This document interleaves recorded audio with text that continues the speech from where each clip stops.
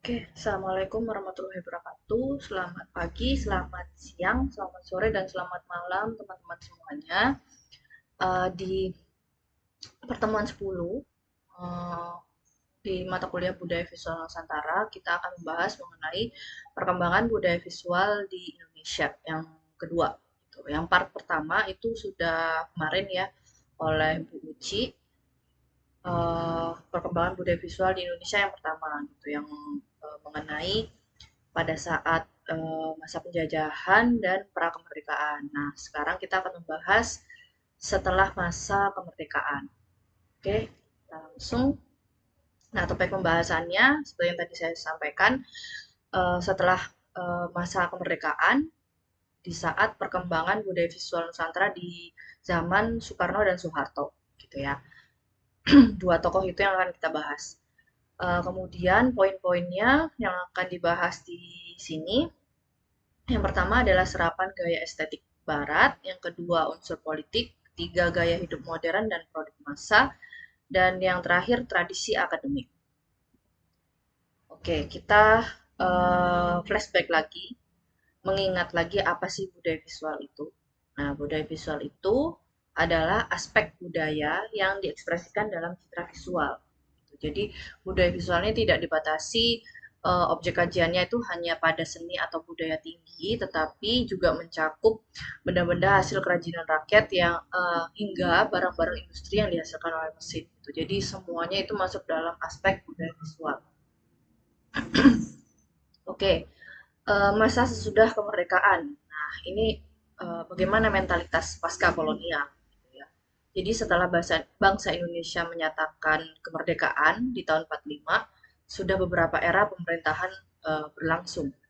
Masa pemerintahan Presiden Soekarno dikenal dengan era demokrasi terpimpin, yang kemudian dikenal dengan Orde Lama, kemudian setelah itu digantikan oleh pemerintahan Soeharto, yang kemudian disebut dengan era Orde Baru. Dan setelah Orde Baru berakhir, disebut era reformasi. Nah, pada masa Orde Lama itu Soekarno menjalankan politik yang dinamis karena pada saat itu sedang berlangsung perang dingin antara Blok Barat dan Blok Timur. Jadi era Soekarno ini ditandai dengan dominasi politik sehingga sering disebut dengan era politik sebagai panglima. Masa Orde Lama digelorakan semangat nasionalisme sekaligus juga muncul eksperimen demokrasi liberal. Soekarno banyak membangun monumen-monumen dan gedung-gedung untuk menunjukkan harga diri bangsa. Nasionalisme ini diwujudkan dalam berbagai produk budaya dan membatasi masuknya budaya barat. Oke, kemudian bisa seperti dilihat di sini di gambar sebelah kiri itu Monas dan ada patung-patung monumen-monumen gitu ya. Monas dan patung-patung di Jakarta yang contohnya di sini adalah karya Edi Sunarso, itu dibangun pada saat era Soekarno. Gitu. Kemudian di masa Orde Baru ditandai dengan kebijakan politik dan stabilitas ekonomi dan politik. Pemerintah Soeharto fokus ke pembangunan infrastruktur didukung oleh stabilitas politik dengan melibatkan TNI melalui konsep fungsi ABRI. Di bidang kesenian dan pendidikan dilakukan depolitisasi. Apa sih depolitisasi itu? Jadi depolitisasi adalah penghilangan praktik-praktik politik. Jadi itu maksudnya seniman itu bebas berkreasi, tetapi karya mereka masih terkontrol dengan ketat gitu. Jadi seperti itu kurang lebih pengertiannya. Kemudian konsep pembangunan dituangkan dalam Repelita atau Rencana Pembangunan 5 tahun. Orde Baru yang memerintah selama 32 tahun, pada akhirnya tidak mampu membentuk karakter manusia Indonesia yang seutuhnya. Justru banyak yang melakukan KKN, korupsi, kolusi, dan nepotisme. Sehingga terjadi krisis moneter yang menyebabkan bangsa Indonesia mengalami penurunan daya beli. Sehingga kesejahteraan ekonomi tidak merata karena kekayaan itu hanya dinikmati oleh sejumlah kecil rakyat Indonesia. Dan karakter mandiri kreatif, toleran, kerja keras itu belum tercapai. Karakter kerja keras dalam bidang ekonomi melahirkan wirausahawan kreatif masih dalam proses pembentukan, gitu ya. Jadi eh, istilahnya belum ajak semuanya. Dan sudah lama bangsa Indonesia ini dihinggapi mentalitas pemalas, kurang inisiatif, kurang kreatif, yang masih menjadi ciri karakter sebagian bangsa Indonesia. Karena memang kita cukup lama dijajah oleh bangsa Belanda dan Jepang saat itu. Bangsa Indonesia lebih senang menjadi konsumen daripada produsen produk konsumsi, baik produk-produk teknologi maupun produk budaya. Dalam bidang seni dan desain, para seniman dan desainer ini lebih senang dan bangga jika mereka meniru gaya seni dan desain dari luar daripada mengembangkan seni dan desain dari sumber asli budaya sendiri. Seperti itu kurang lebih mentalitas bangsa Indonesia saat itu pasca kolonial. Oke. Kemudian masih di masa sesudah kemerdekaan, poin selanjutnya adalah serapan gaya estetik Barat. Jadi ini saya bagi dalam beberapa tahun. Yang pertama adalah tahun 1950 sampai 1960-an. Nah, ini pengaruh nilai estetik dikelompokkan dalam dua fenomena. Yang pertama, kelompok yang menyerap gaya-gaya estetik yang berkembang di Eropa dan Amerika. Kemudian yang kedua, kelompok yang menyerap gaya estetik yang berkembang di Eropa Timur atau blok sosialis. Yang pertama kita bahas dulu. Kelompok yang menyerap gaya-gaya estetik yang berkembang di Eropa dan Amerika ini contohnya seperti banyak penggunaan gaya-gaya dari luar negeri yang terinspirasi dari luar negeri itu seperti international style, gaya jengki atau uh, di luar itu dikenal dengan Yankee atau streamlining, dan gaya modernisme terutama pada bagian gaya bangunan, desain grafis dan mebel gitu. Kalau bisa dilihat bangunan ini, pencakar langit ini adalah Wisma Nusantara ya di Jakarta, dibangun pada masa Soekarno yang terinspirasi dari gaya internasional ya, international style. Ada lagi contohnya Gedung Sarina, kemudian Hotel Indonesia, dan lain sebagainya. Kemudian gaya jengki. Nah ini mebel ini terinspirasi dari mengadopsi atau bisa disebut dengan gaya jengki gitu ya. Gaya jengki ini biasanya juga ditemukan di bangunan perkantoran, rumah tinggal, mebel, dan perabotan. Jadi ciri-cirinya dari gaya jengki ini, unsur universalnya adalah bentuknya melancip pada bagian penyangga atau mebel, nah di mebel, jadi melancip di area penyangganya, dan itu rata-rata seperti itu. Kemudian bentuk melancip ke bawah dengan sudut kemiringan tertentu, itu ada di bagian kusen dan dinding rumah. Kemudian yang kedua adalah kelompok yang menyerap gaya estetik yang berkembang di Eropa Timur atau blok sosialis. Seperti gaya realisme sosial yang banyak dijumpai pada berbagai monumen kota, karya seni rupa, poster, karikatur, dan lambang-lambang partai politik. Contohnya seperti gambar ini. Jadi, apa ya, karikatur-karikatur yang mengkritik itu sedang berkembang pesat seperti itu. Kemudian pada tahun 1970-an, program pembangunan di Indonesia ini mengalami pemulihan, gitu ya. Jadi sudah mulai berkembang dan nilai-nilai estetik modern dunia yang tumbuh di era ini mengalami dinamisasi yang besar. Utamanya adalah berkembangnya gaya pop, gitu. Jadi gaya ini diaplikasikan dalam berbagai hal, terutama oleh para seniman muda yang kritis dalam memandang situasi sosial masyarakat, seperti contohnya majalah musik. Nah, ini di kiri atas ini adalah contohnya majalah musik yang terkenal di tahun itu yang berjudul Aktuil gitu ya. Ini majalah musik yang membahas semua perkembangan musik di Indonesia. Kemudian ada karya ilustrasi, ada poster, pakaian, dan seterusnya. Nah, ini contohnya poster-poster apa penyanyi muda, pop wanita seperti ini ya. Oke. Dan pada akhirnya mengilhami sejumlah seni, maaf, ada ambulan lewat. Oke, saya lanjut lagi. Dan pada akhirnya mengilhami sejumlah seniman muda dalam berekspresi. Salah satunya adalah Jim Supangat dan Sanento Yuliman yang kemudian menjadi tokoh gerakan seni rupa baru Indonesia. Oke, yang terakhir tahun 90-an. Dalam dunia teknologi tinggi, pengaruh nilai estetik modern menunjukkan serapan yang tinggi berkat banyaknya perancang Indonesia yang menuntut ilmu di perguruan tinggi negara-negara barat pada saat itu. Di dunia arsitektur, ditunjukkan dengan sejumlah karya AMI atau Arsitektur Muda Indonesia yang mengadakan pameran di tahun 90-an di Taman Ismail Marzuki. Dan hal tersebut diikuti dengan tumbuhnya bangunan-bangunan baru bergaya postmodern. Pengaruh nilai estetik modern pada berbagai karya desain di Indonesia telah menjadi bagian sejarah peradaban bangsa yang beriringan dengan modernisasi di bidang politik, industrialisasi, dan modernisasi di segala bidang. Sehingga serapan-serapan gaya modern tersebut telah menjadi suatu bagian yang tidak bisa dipisahkan dalam proses pembangunan di Indonesia. Seperti itu.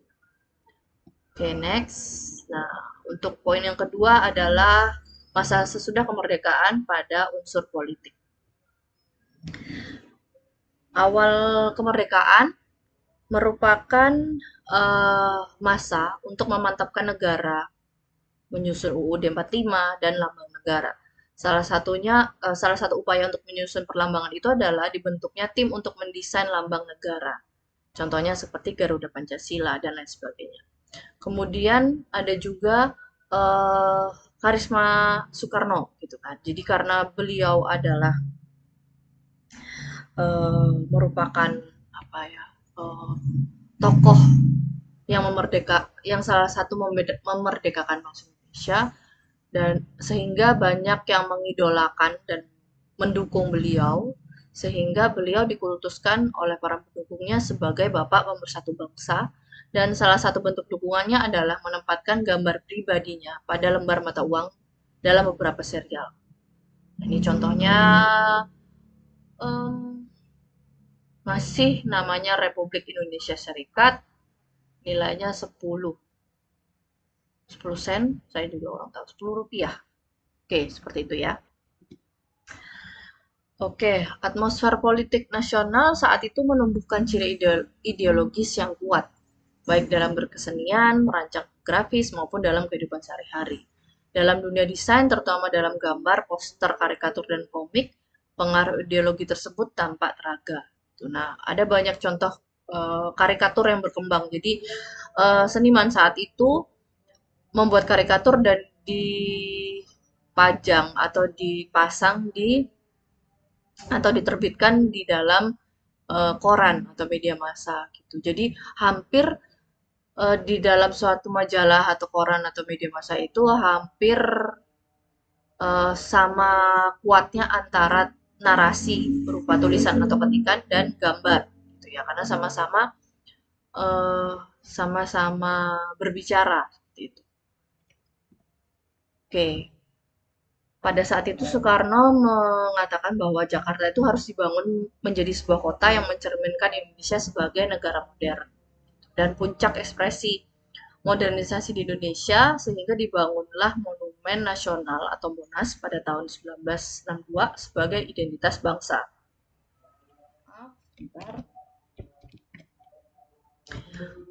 Oke, dari berbagai bangunan yang didirikan, nilai-nilai estetik modern yang menjadi bagian dari karya itu merupakan manifestasi cita-cita ideologis politik Soekarno agar Indonesia dapat sejajar sebagai negara modern dengan negara-negara lain.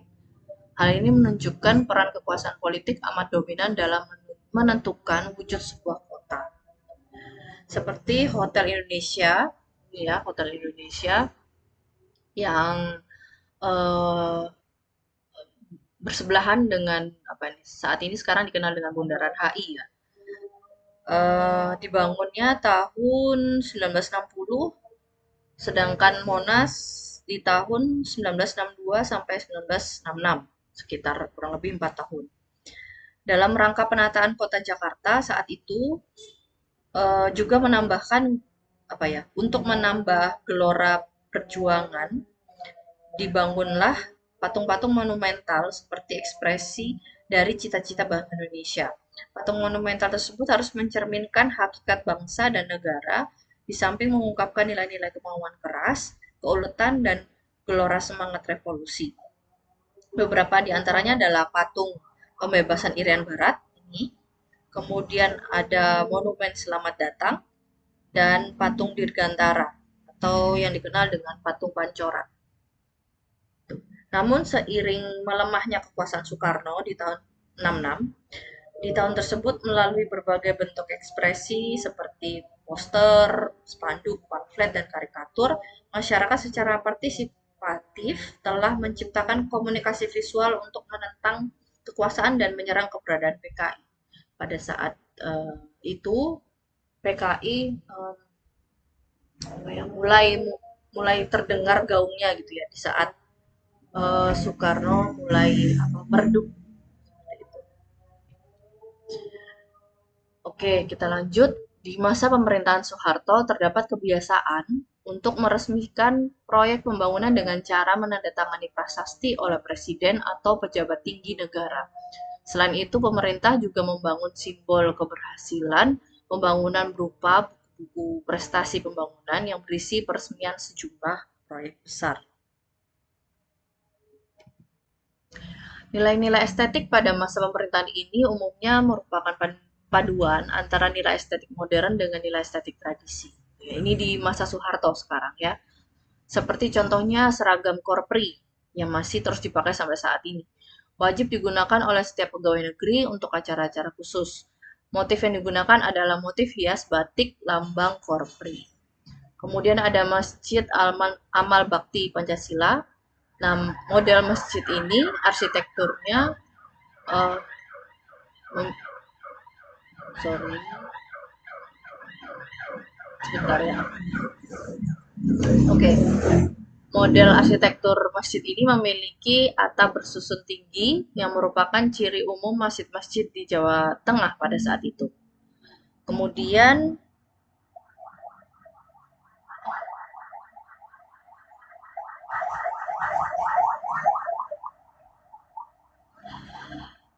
mohon maaf ya, nggak tahu kenapa ini lagi rame banyak seliweran seperti ambulan. Oke, kita lanjut. Monumen Garuda Wisnu Kencana atau GWK ya di Bali. Jadi pembangunan GWK ini diprakarsai oleh Inyoman Nuarta yang kemudian disetujui oleh Presiden Soeharto tahun 90-an. Tapi itu juga terkendala karena saat itu krisis moneter, kemudian pembangunannya terhenti. Yang kalau teman-teman pernah ke sana waktu kecil gitu ya, badannya masih separuh, kemudian dilanjut lagi baru-baru ini tahun berapa ya saya lupa, sebelum pandemi sepertinya ya. Nah itu akhirnya selesai dan wujudnya seperti yang ada di gambar saat ini, yang merupakan patung tertinggi keempat di dunia kalau nggak salah ya. Keempat atau ketiga, saya lupa. Oke, seperti itu ya. Nah, berbagai pengaruh politik Soeharto ini di dalam karya desain. Yang pertama adanya jargon, gitu ya. Tercipta jargon-jargon nilai estetik yang seragam seperti konsep menjunjung nilai-nilai luhur kebudayaan bangsa yang sering menyertai produk-produk kerajinan, monumen, gapura, museum, dan benda seni tradisi. Kemudian ada lagi jargon yang cukup terkenal di tahun 90-an yaitu Aku Cinta Produk Indonesia. Gitu. Nah, ini tuh guna untuk memantapkan perekonomian nasional yang sejalan dengan dibentuknya Kementerian UP3DN atau upaya pengembangan peningkatan produk dalam negeri, pemerintah mempopulerkan jargon Aku Cinta Produk Indonesia. Kemudian yang ketiga, kekuatan komunikasi.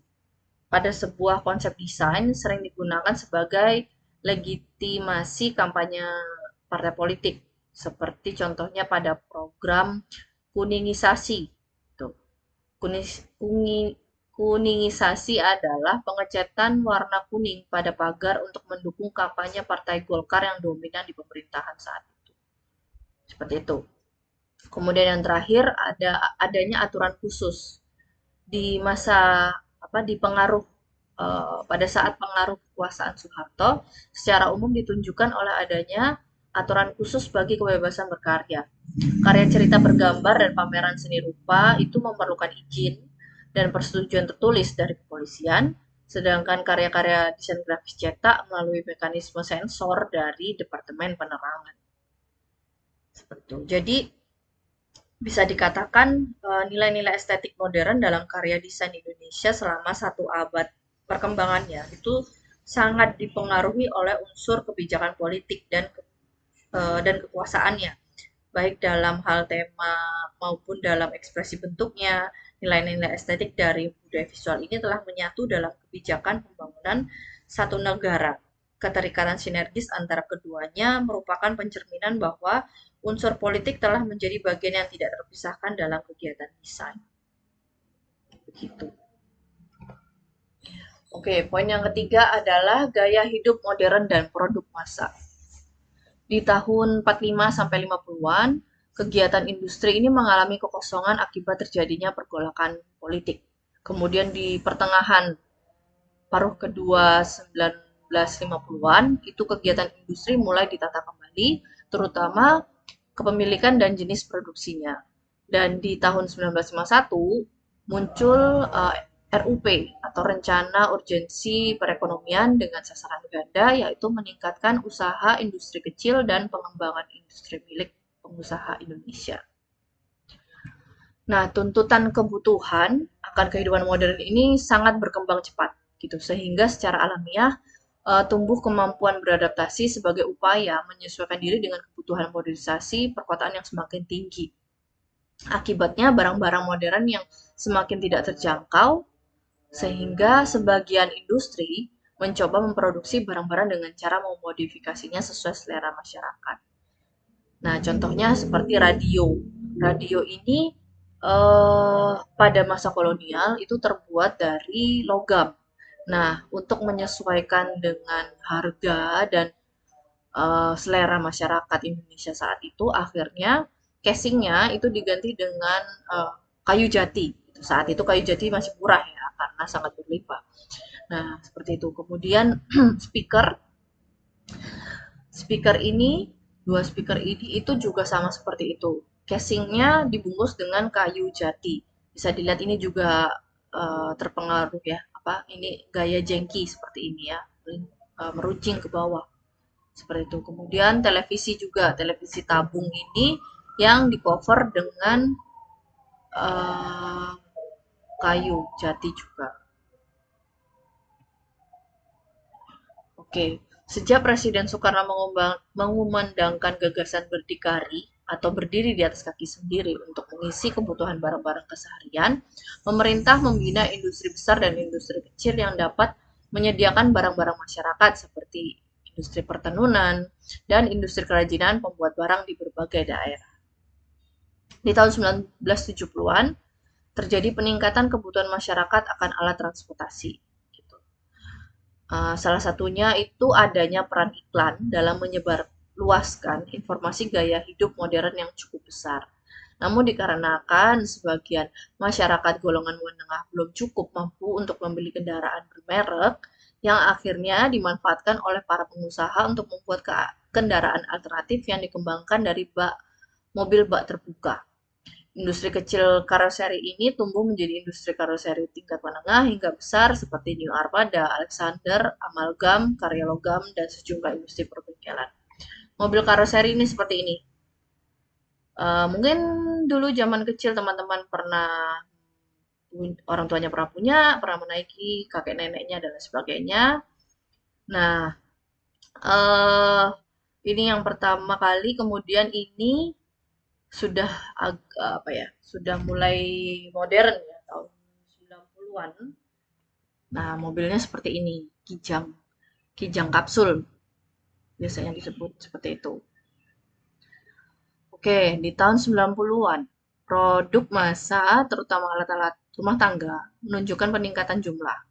Seperti merek Miyako dan Lion Star dan Maspion gitu ya, adalah beberapa contoh produk ada beberapa contoh produsen alat rumah tangga yang memiliki pangsa pasar yang cukup besar di Indonesia dan cenderung mengadopsi gaya desain modern untuk produk sejenis di negara-negara maju. Tumbuhnya gaya hidup modern dalam masyarakat Indonesia juga terlihat dari adanya desain lemari pajang ruang tamu ini ya. Jadi ini sebenarnya bukan lemari pajang ruang tamu tapi lemari komputer gitu. Jadi dia di tahun 90-an itu sempat booming. Jadi dalam satu lemari ini bisa ditutup. Jadi ruangan terlihat lebih bersih, tapi saat dibuka itu banyak area area penyimpanan gitu ya. Ada area printer, ada area komputer, keyboard, PC, eh, kemudian ini apa ya saya lupa ini. Ya ini untuk daya listriknya, terus peralatan alat tulis dan lain sebagainya. Jadi kalau ditutup itu clean bersih gitu ya, tidak terlihat. Oke, kemudian alat transportasi udara bercitra modern juga mewujudkan pesawat terbang N250 buatan PT IPTN oleh Bapak B.J. Habibie. Tumbuhnya masyarakat modern di Indonesia dapat dilihat dari berbagai sudut pandang. Yang pertama, masyarakat modern lahir sebagai akibat tumbuhnya pola pikir modern yang akhirnya membutuhkan barang-barang modern.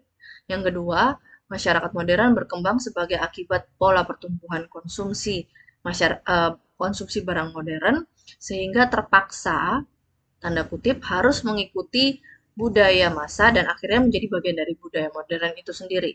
Sehingga dari kondisi pengembangan industri dan berkembangnya gaya hidup modern membuat perannya semakin teraga gitu, semakin terlihat, terwujud dalam bentuk karya arsitektur, produk barang, produk komunikasi, dan gaya hidup masyarakat. Oke, poin yang terakhir adalah tradisi akademik. Di tahun 50-an, terdapat dua penyelenggara pendidikan keseni rupaan modern formal di Indonesia. Yang pertama, pendidikan seni rupa yang dirintis oleh Simon Admiral di Bandung, dan yang kedua, pendidikan keseni rupaan yang dirintis oleh J.K. Tamsi di Yogyakarta. Yang di Bandung ini dikenal sekarang dengan FSRD di ITB ya, Fakultas Seni Rupa dan Desain di Bandung. Kemudian yang di Jogja ini dikenal dengan ISI Jogja.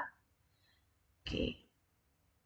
Tradisi akademik yang berkembang di lingkungan pendidikan desain di Indonesia memiliki kecenderungan untuk mengadopsi metode berpikir desain yang sistematis dan rasional. Nilai estetik dalam tradisi akademik muncul cenderung mengikuti norma-norma objektif dalam proses perancangan dan menerapkan gaya modern. Beberapa ciri nilai estetik dalam tradisi akademik adalah bentuk dasar yang mengikuti kaidah-kaidah fungsi, mengutamakan kesederhanaan bentuk, mempertimbangkan efisiensi dalam proses produksi, dan memiliki landasan konsep desain dalam berkarya. Nah, ini adalah hasil-hasil uh, dari apa ya? Dari desainer, arsitek Indonesia yang kita tahu ini oleh B.J. Habibie. Kemudian ini adalah sekarang dikenal dengan uh, Gedung Senayan ya, Balai Sidang Senayan. Dulunya disebut dengan Gedung Konevo. Gedung Konevo ini dibangun oleh Sujudi seperti itu.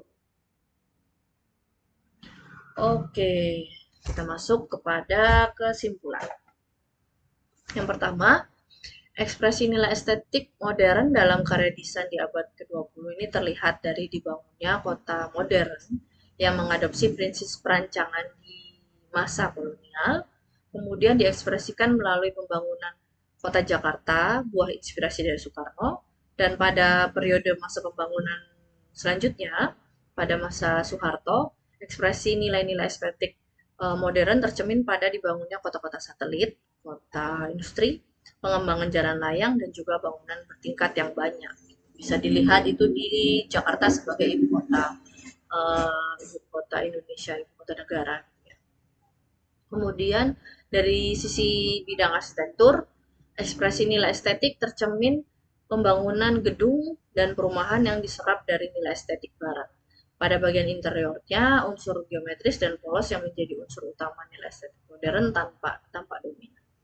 Kemudian dari sisi desain produk yang dihasilkan memiliki ciri utama yang sama. Beberapa di antaranya adalah memiliki ekspresi nilai estetik yang selaras dengan inovasi teknologi mutakhir, seperti desain pesawat terbang, mobil, dan produk elektronik.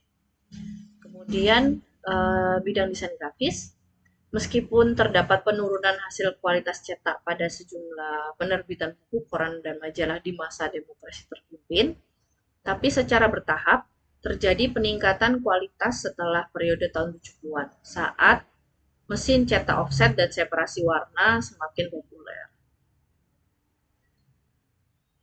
Dari sisi kekuat, kekuasaan politik, itu ya, nilai estetik pada ekspresi kekuasaan politik di zaman Soekarno, upaya untuk mengekspresikan kekuasaan terjadi melalui simbol-simbol monumental seperti Tugu Monas dan gedung-gedung megah yang mencerminkan keberhasilan pembangunan pada saat itu. Kemudian di Orde Baru, uh, ya melanjutkan pembangunan, jadi melanjutkan keberhasilan pembangunan dengan cara yaitu tadi membuat